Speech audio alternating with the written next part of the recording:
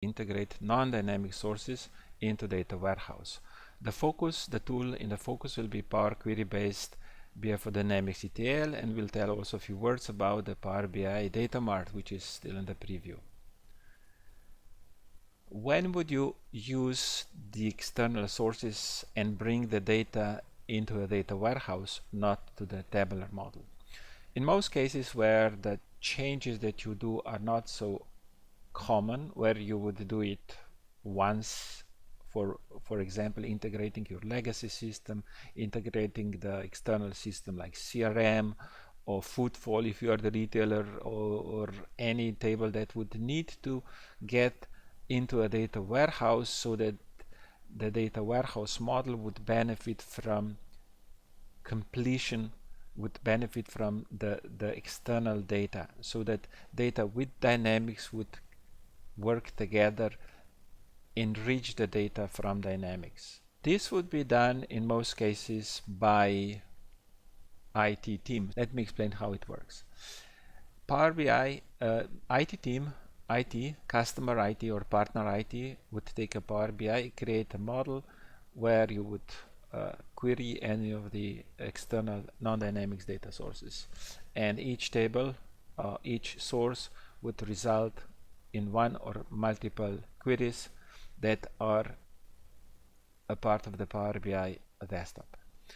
BI4Dynamics ETL would read these queries and load the data very intelligently into staging area of BI4Dynamics, and then make it available for further data transformation.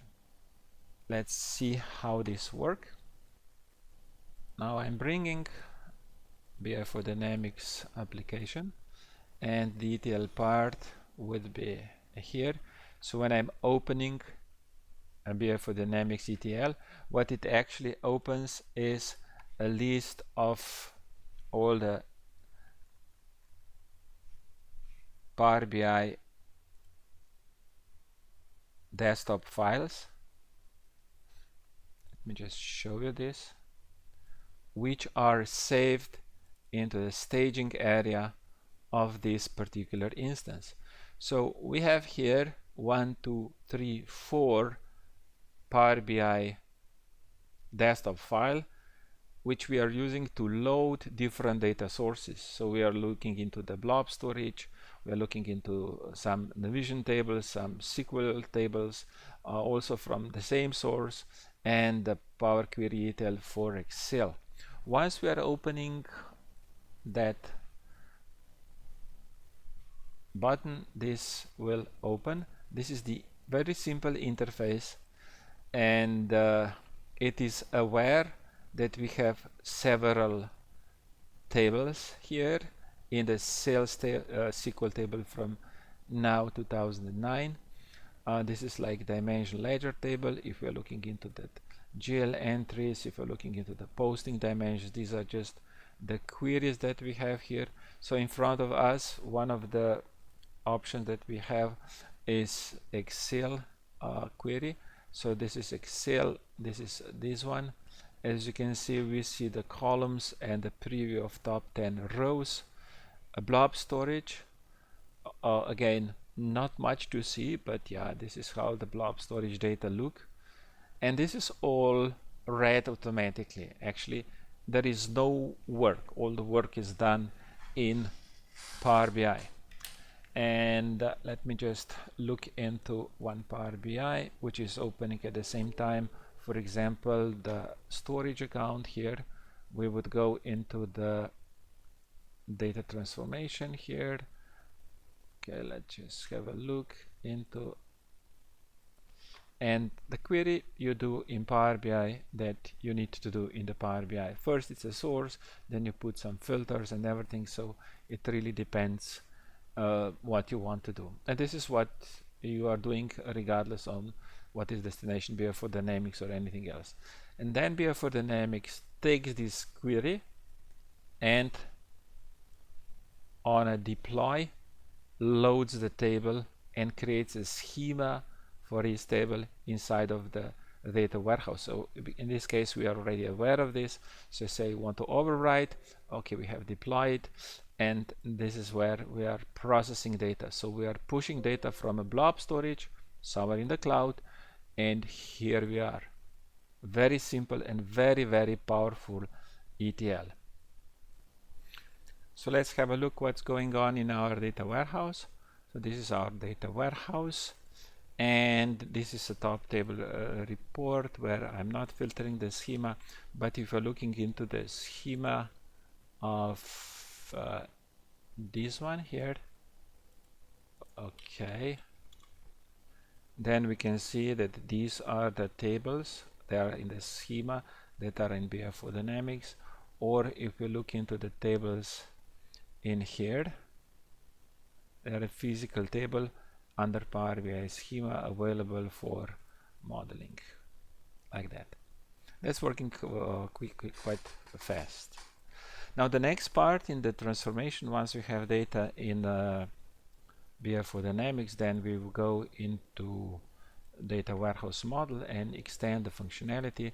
So this is how we did retail sales transaction legacy, which means going into the source table. It was based on the non-value entry, like stage tables are all of Dynamics tables, and other schema are available, and we are just modeling this as every other table with all the options, functionality, where condition, custom field, doing different joins from field, enum table, hooking global dimensions if there are any, making existing dimension, and creating a measure.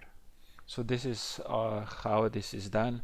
Again, super simple and super powerful, and actually nothing much within the BI4Dynamics. All the kind of, let's say, difficult job is done with Microsoft Power BI team, and we are just using the tool and generate and integrate the part here. Now a few words about Datamart. So you may have heard that Microsoft announced Datamart, which is web Power BI based on Azure SQL database. So our idea how to use this is very similar to what you have seen with this transformation. Like this is what we have, and what Microsoft does is integrates different data sources and puts the tables into a Datamart. This is Azure SQL. Now currently we can browse the data with SQL Server, Management Studio, or Azure Data Studio, which is okay for viewing it.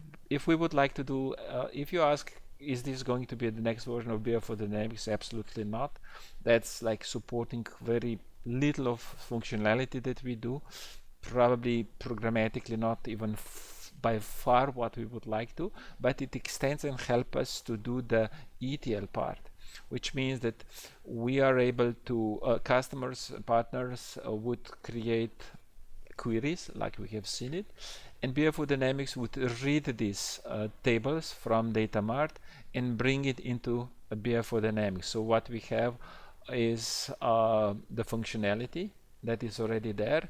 Connecting today, it's not link server, which we would like to have, but it's a direct.NET connector, so the code that you run and do is a little more complex. However, as we are generating the functionality, it is much easier for us to generate the code than to write the code manually. And it can be very, very good. So when would you use BI4Dynamics ETL, or when would you use Datamart? Let's say that you have the chance to use. If you are in the cloud, probably you'll go for a Datamart. If you are on-prem, you are going to use ETL, BI4Dynamics ETL.